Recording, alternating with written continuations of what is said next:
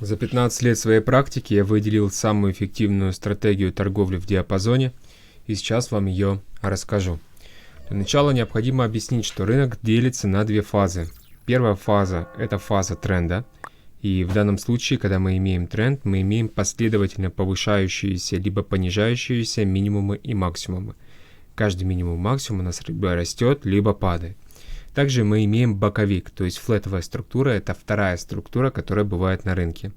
В данном случае минимумы и максимумы находятся в одном диапазоне. Когда трейдеры говорят про минимумы и максимумы, подразумевается, что каждый минимум и максимум сформирован хотя бы несколькими свечами. Это важно, поскольку если вы начинающий, с огромной вероятностью вы будете выделять несколько свечек и из них делать минимумы и максимумы. Это неправильно, вам необходимо увидеть хороший минимум и максимум. Для примера откроем график биткоина с таймфреймом 1 час, но это может быть на любом временном интервале. В данном случае минимум и максимум у нас будет распределяться следующим образом. Вот у нас максимум, максимум, минимум, максимум, минимум, максимум, минимум, максимум, минимум, максимум, минимум, максимум, минимум, максимум. Обратите внимание, что я не выделяю вот это как минимум, вот это как максимум, вот это как максимум или как вот это минимум. Потому что здесь минимум и максимум были сформированы буквально несколькими свечами. Если мы хотим зарабатывать, нас будут интересовать полноценные развороты. То есть, когда рынок подходит к одной области, рисует серию свечей и после этого разворачивается. Пожалуйста, если вы начинающий, обязательно это запишите про минимумы и максимумы. Поскольку 99% всех начинающих трейдеров совершают одну и ту же ошибку. Они выделяют какие-то незначительные колебания цен и думают, что это минимум и максимум. Вследствие этого не могут правильно интерпретировать рынок и теряют на этом деньги. Перед нами здесь структура боковика. Каждый минимум и максимум у нас находится примерно в одном диапазоне. И мы можем выделить границы этого боковика. К боковику мы еще, конечно же, вернемся. Теперь давайте посмотрим с вами структуру трендового движения. Вот у нас структура трендового движения. Максимум, минимум, максимум, минимум, максимум, минимум, максимум. И в данном случае нетрудно догадаться, что у нас минимумы и максимумы у нас понижаются. А значит, мы находимся в структуре медвежьего тренда. Чтобы понять структуру боковика, нам необходимо вначале понять структуру трендового движения, почему оно вообще в целом происходит. Когда в рынках появляется какая-то, в моем случае, пример бычий, когда рынок растет, но это точно так же относится и к медвежьему примеру, когда рынок падает, но в данном случае происходят зеркальные процессы. Когда у нас на фоне появляется позитивная новость, либо просто инвесторы интересуются этой ценной бумагой и активно ее покупают, рынок у нас растет, котировки у нас меняются. Каждый последующий минимум и максимум у нас становится выше предыдущего. Это происходит по той причине, что рынки не могут расти либо падать бесконечно. Когда рынок вырастает, доминирует спрос, то есть участники рынка активно заходят в эту позицию, заходят в этот рынок. Рано или поздно цена дойдет до той отметки, где будет дорого. Чтобы вам было проще понять, представьте объект недвижимости. Предположим, мы имеем бычий рынок и цены на недвижимость в общем растут. Вы хотите купить квартиру, мониторите рынок и замечаете, что какой-то продавец просит очень сильно за свой объект недвижимости. Например, все хотят 7 миллионов, а он просит 12. То есть его цена неоправданно дорогая. На рынках происходит то же самое, только в небольших масштабах. Итак, у нас цена идет в ту или иную сторону, но рано или поздно она приходит к точке, где слишком дорого, и участники рынка активно продают свои прибыльные позиции, ну и также пытаются заработать на коротких позициях, то есть на шортах, а иначе говоря, на покупках. Вследствие чего у нас рынок и разворачивается. Поскольку общий фон рынка у нас позитивный, рано или поздно коррекция дойдет до той точки, где будет дешево для того, чтобы купить. В этой точке участники рынка начинают заходить снова в покупку, вследствие чего у нас цикл повторяется, цена у нас снова начинает расти. Она опять доходит до точки, где дорого, происходит коррекция, доходит до точки, где дешево, происходит движение. Так может продолжаться очень долго. Ну, зависит, конечно, от разных фактов и обстоятельств. У трендовых движений есть одно общее обстоятельство. В них всегда доминирует спрос, в моем конкретном случае, если пример бычий, или предложение, если пример медвежий. Иными словами, если на рынках у нас бычий тренд, большинство капиталов заходит в покупку. Поэтому цена у нас и растет. Ну и нетрудно догадаться, что если цена у нас падает, большинство капиталов заходит в продажу. Отметим, что я говорю капиталы, я не говорю участники. Поскольку капиталами может владеть всего лишь 2-3% участников рынка, основными капиталами, и они будут заходить, например, в покупку. Вследствие этого цена будет возрастать. Здесь важно именно наличие капиталов, а не количество сделок и количество участников рынка. Понятное дело, что на рынках есть как мелкие игроки, так и крупные. Когда силы в рынке у нас уравновешены, и капиталы с одной стороны у нас заходят на покупку, а с другой стороны у нас заходят на продажу, и их силы плюс-минус равны, в рынках образуется боковое движение, формируется баланс. В этот момент вся информация, которая была в рынке, она уже учтена. Если, например, в рынках есть положительная информация, она нивелируется отрицательной. Если есть отрицательная информация, она нивелируется положительной, вследствие чего в рынках у нас происходит баланс. Силы покупателей и продавцов уравновешены. Капиталы с одной стороны продают, с другой стороны покупают. Баланс – это самая справедливая стоимость, которая существует на рынке. И она всегда говорит о том, что в рынках уже учтено практически все. Как и в случае с обычными весами, если у нас две чаши уравновешены, и на одну чашу мы добавим какой-нибудь небольшой грузик, эта чаша неуклонно пойдет резко вниз. С балансами то же самое. Когда рынок находится в балансе, достаточно небольшой искры, достаточно небольшой информации для того, чтобы выбить рынок с этого баланса. Поэтому, если мы снова перейдем к графику, мы обратим внимание, что когда у нас есть баланс, бывают участки рынка, где рынок пробивает этот баланс, где происходит перекос в ту или иную сторону. Это связано с действиями крупных капиталов, и не рассчитав свои позиции, либо если в рынок выходит новая информация, у нас происходит пробой одной из границ. Обычно этот пробой заканчивается возвратом внутрь этого боковика. Когда рынок находится в тренде, в нашем случае доминируют покупатели. Рано или поздно рынок в общем доходит до той отметки, где становится очень дорого в целом. В этот момент участники рынка отказываются покупать по очень высоким ценам, вследствие чего происходит коррекция. Здесь на коррекции обычно мы ожидаем появления покупателей, но из-за того, что рынок в общем перегрет и в нем находится слишком много покупателей, участники рынка уже находятся в позициях, и вследствие чего здесь не появляется достаточного количества покупателей, и цена сваливается ниже. Цена не может постоянно падать либо расти бесконечно. По этой причине она доходит до ближайшей области, где появляется новая порция покупателей. Их будет достаточно для того, чтобы снова вернуть цены в прежнее значение, но недостаточно для того, чтобы пробить прошлое значение, прошлый максимум. Вследствие чего цена у нас начинает снова уходить в коррекцию, потому что в этом месте находится область дорогих цен. О начале зарождения бокового движения трейдер может судить по 3 точкам.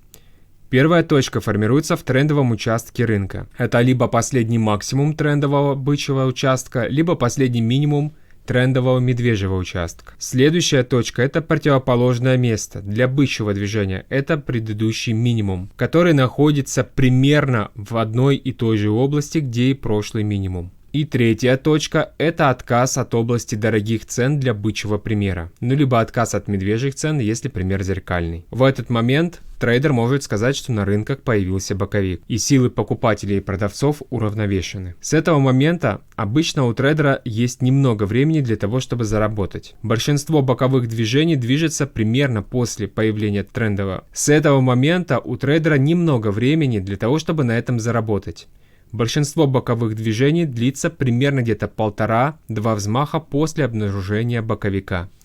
Это означает, что здесь появится первый взмах, второй взмах, и после этого, возможно, будет пробой. Либо будет 1,5 взмаха, первый взмах, второй взмах, и будет последующий пробой. Так происходит не всегда. В ряде случаев боковики бывают очень долгие, и они могут длиться очень значительное количество времени. Если вы нашли боковое движение, вы всегда должны помнить, что чем дольше идет боковик, тем с большей вероятностью он сейчас развернется. По этой причине большинство успешных трейдеров рекомендуют начинающим не торговать боковые движения, поскольку когда начинающий определил, что на рынках есть боковое движение, рынок, как правило, близок к тому, чтобы выйти из этого бокового движения. Кроме того, у боковых движений есть свойство выходить за границы этого бокового движения и исполнять стоп-приказы начинающего трейдера. Это связано опять-таки с тем, что на рынках появляется баланс, и незначительной информации достаточно для того, чтобы выбить рынок из этого баланса. В то же время этой информации и этих капиталов будет недостаточно, чтобы создать полноценное движение. А значит, рынок снова возвращается внутрь этого боковика. Понятно, что здесь также могут проявляться и манипуляции со стороны крупных участников рынка, которые будут заставлять трейдеров выходить из своих убыточных позиций, и в этом случае крупный участник рынка обычно загружает свою позицию. Какой наш пошаговый алгоритм? Здесь на самом деле нетрудно. Если рынок у нас находится в трендовом участке, после этого происходит откат, и мы начинаем вот здесь уже догадываться о том, что возможно здесь будет какой-то боковик. Здесь мы еще торгуем трендовый участок, то есть здесь мы заходим в покупку. Но эту покупку мы должны очень хорошо следить за ней вот в этом участке, то есть вот здесь сверху. Поскольку есть вероятность, что здесь появится боковое движение. Почему мы это понимаем? Потому что у нас не сформировался новый минимум там, где мы его хотели увидеть. А мы его хотели увидеть вот здесь, то есть примерно в середине вот этой прошлой волны. Здесь можно сделать следующим образом. Пожалуйста, то, что я сейчас рисую, тоже себе зарисуйте или сделайте фотографию себе на смартфон. Скриншоты не делайте, потому что скриншоты обычно мы забываем.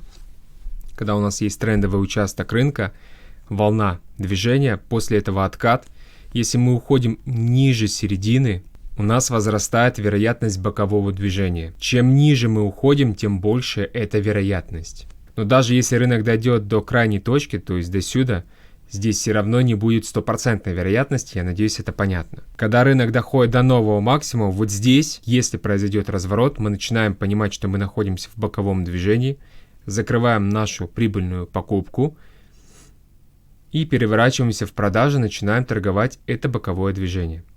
Все то, о чем я говорю, характерно только для больших боковиков. Если это будет происходить в небольшом боковике, в очень-очень узком, там вы не сможете иметь хорошее соотношение риска к прибыли, а значит будете постоянно терять. В нашем примере, если присмотреться, здесь есть несколько боковых движений. Боковики в боковике, и это абсолютно нормально. Например, вот у нас есть большой боковик, и в нем же находятся небольшие боковички. При этом понятно, что торговать и зарабатывать можно только вот в этом большом боковике. Вот в этих узких боковиках невозможно никак заработать.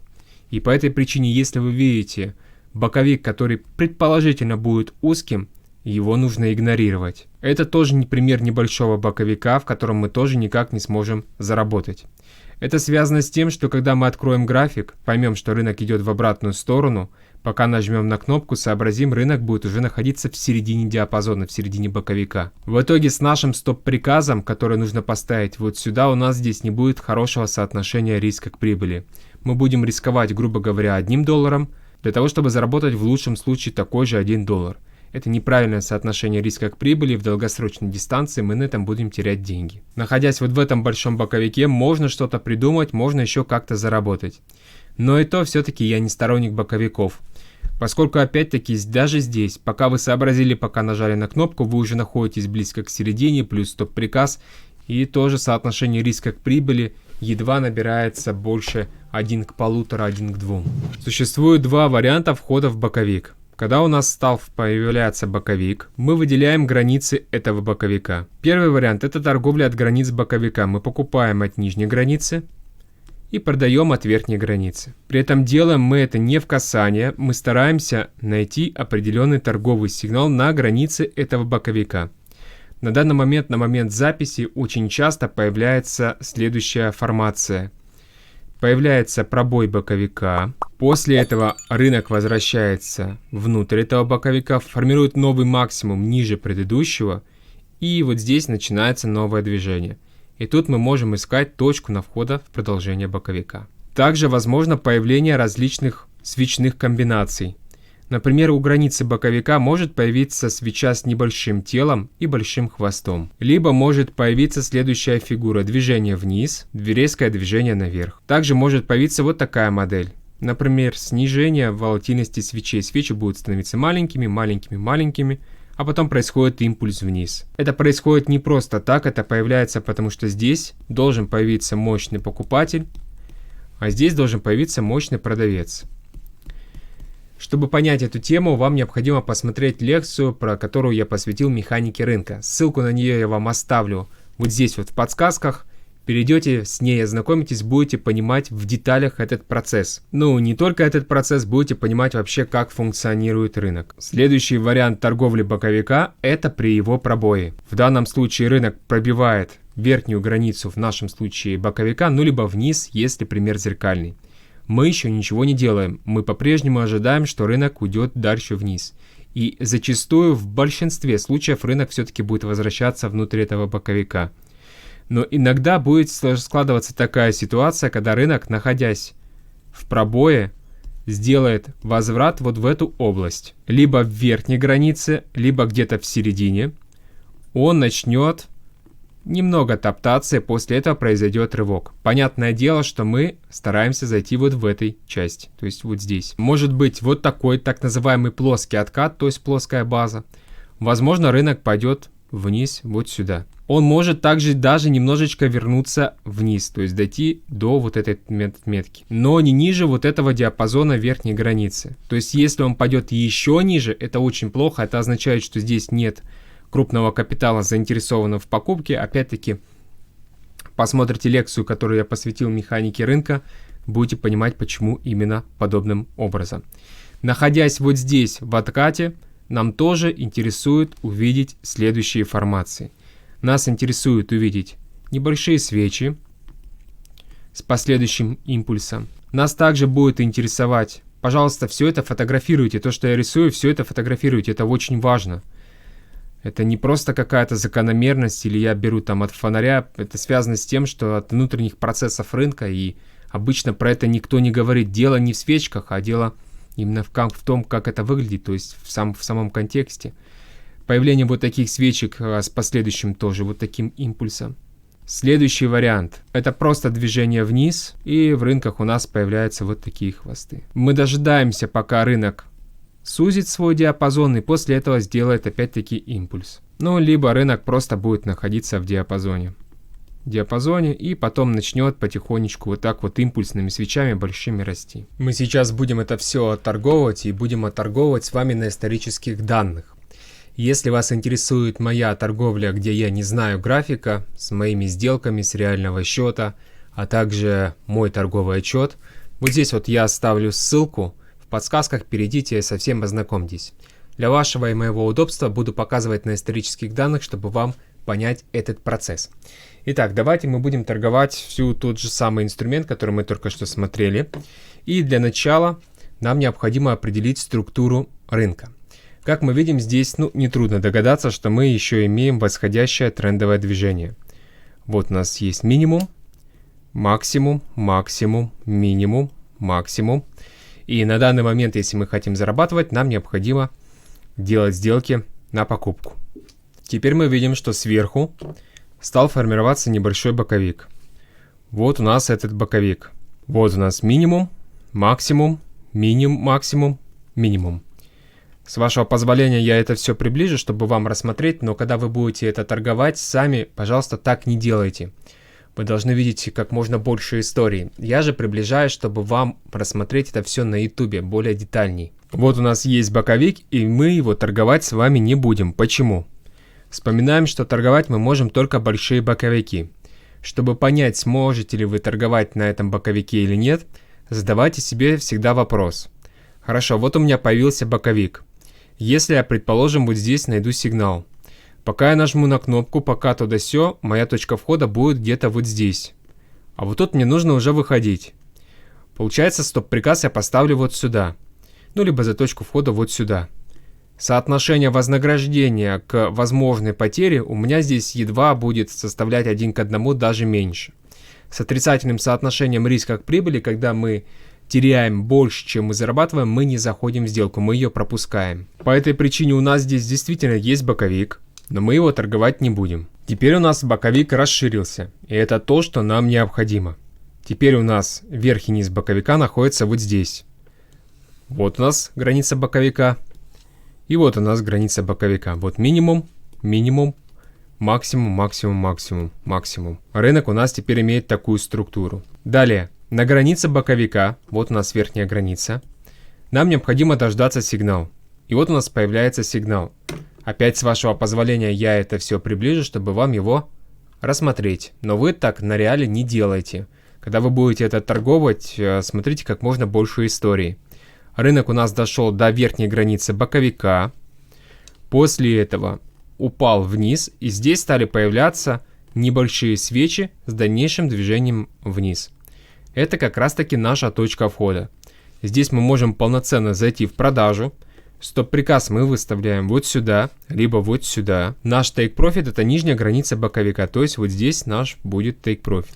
Соотношение риска к прибыли здесь примерно где-то 1 к 2. Но по практике могу сказать, что обычно в боковиках едва 1 к 2, да 1 к 3 мы можем взять, больше не получается. На то они и боковики. Мы дошли до нашего take profit, и мы забрали профит с рынка. Что нам теперь необходимо?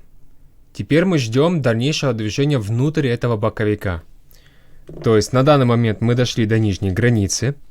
Это означает, что примерно в этой области мы ожидаем увидеть небольшие свечки с последующим импульсом наверх. Здесь мы зайдем в покупку. Стоп-приказ выставим за это накопление. Take profit поставим вот здесь. И вот у нас рабочая ситуация. Вот у нас небольшие свечки с последующим импульсом наверх. Вот это рабочая ситуация. С вашего позволения я опять это приближу, чтобы вам все это рассмотреть. Пожалуйста, сфотографируйте вот эту модель, как она выглядит в реале, потому что до этого я вам рисовал схемы, а здесь вот понятно именно на свечках, как это может выглядеть. Вот так это классический как бы пример, как это может выглядеть. Небольшие свечки с последующим импульсом. И также можете сфотографировать вот эту модель. Тоже небольшие свечки с последующим импульсом. Но смотрите, все это мы делаем только в определенных местах. То есть мы заходим и ищем эти сигналы только в определенных местах. Потому что постоянно в рынке попадаются такие ситуации, когда небольшие свечки с импульсом и так далее. Мы это делаем только в месте там, где мы ищем сделку на покупку либо на продажу. Потом впоследствии, когда будете залипать в мой канал и смотреть его, будете понимать больше конкретики, где мы будем это все использовать, потому что это не просто так делается, понятное дело.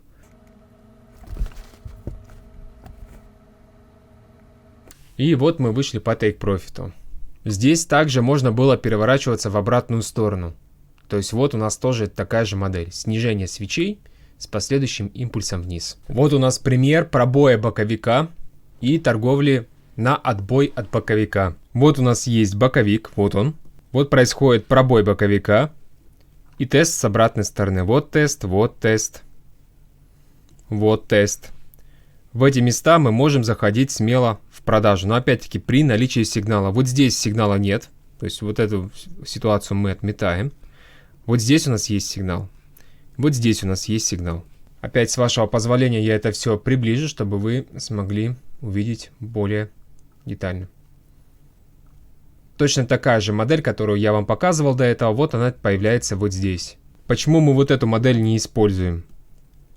Почему мы ее отсекаем? Потому что, обратите внимание, мы ожидаем увидеть снижение свечек с последующим импульсом. То есть вот у нас рабочая ситуация. Вот у нас рабочая ситуация. А здесь подобного нет. Здесь рынок резко наверх пошел, вниз. Ну и по практике могу сказать, чтобы вы, наверное, на это никак бы не среагировали, не успели бы что-то сделать. Рынок бы, собственно говоря, не дал вам зайти в позицию. При пробое боковика, здесь, напомню, верхняя граница боковика, мы торгуем в сторону пробоя, то есть в нашем случае вниз. Эту ситуацию, кстати, я торговал на своем реальном счете. Я вам оставлю ссылку на свой плейлист со своими реальными сделками, чтобы вы посмотрели. Я ее отторговал в реале. И вот как раз таки вот здесь я заходил в продажу. Вот именно где я вам сейчас показываю. В качестве take profit может служить противоположный уровень. О том, как правильно строить уровни, я вам тоже оставлю бесплатную лекцию, потому что это все-таки длительный процесс объяснения. Но уровень можно построить вот здесь, либо вот здесь. Уровни нужно уметь строить, нужно их делать правильно. Про ту сделку, которую я говорил, там я взял сделку с профитом до сюда, до ближайшего минимума. Вот он, минимум крупный.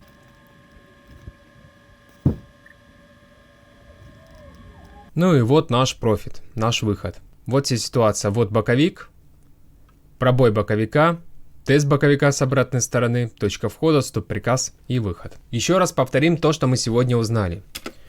Рынок делится на две структуры. Трендовая структура, минимумы и максимумы, повышается либо понижается.